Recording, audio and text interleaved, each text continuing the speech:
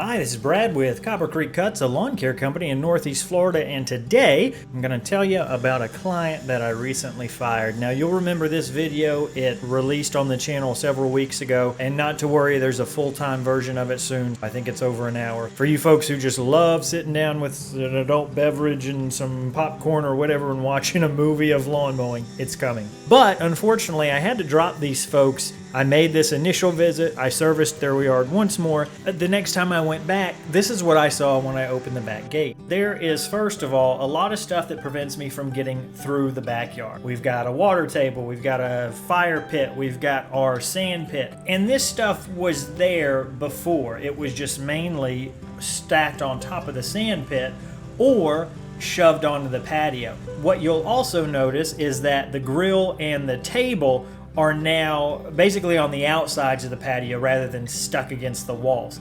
That means that I can't drive my 48-inch mower through. This is how I got through last time. I physically cannot do that without moving their junk every single time. It's a nice setup, nothing wrong with what they did here. I just cannot physically get my mower through. So that was the first red flag where I was like, ah man, I'm gonna have to move this stuff every single time now. Then I saw this giant trampoline that got added. So trampolines are, they're tough, man. I know a lot of people won't even touch them because of liability issues. You know, you move the trampoline and then a kid gets on it and it breaks and they sue you because you were the last one who touched it. Even if that never happens, you still have to either drag and move them every single time so you can mow under them, or you do some little weird string trim dance. They're just, any way you slice it, trampolines are a pain. So that was there. Now, even if I could get through the patio, I've got this huge trampoline in the way. I've got that play center that you did see me move, but it wasn't easy.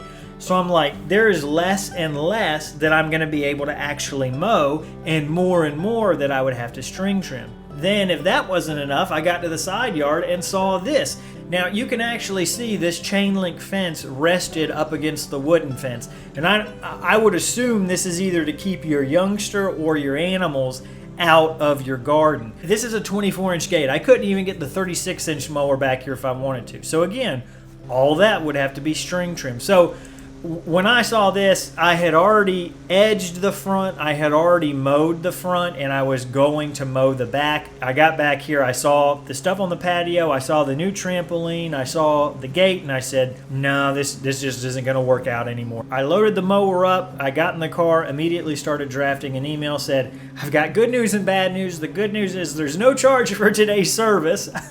I edged, mowed the front, and blew everything off. The bad news is that no charge because I'm not able to do the back anymore. And unfortunately, I just physically cannot service your property anymore. There's no way for me to get my mower back there.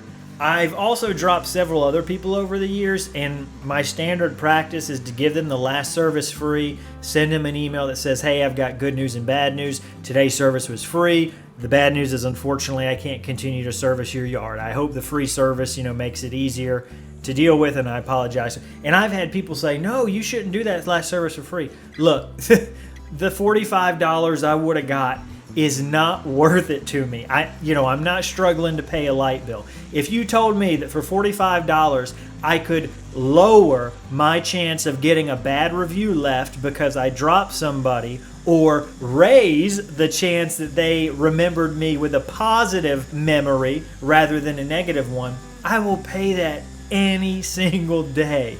So just a short kind of business oriented video. If you'd like to see some more, here's some that YouTube thinks you might like. Thanks so much for watching. I really do appreciate it.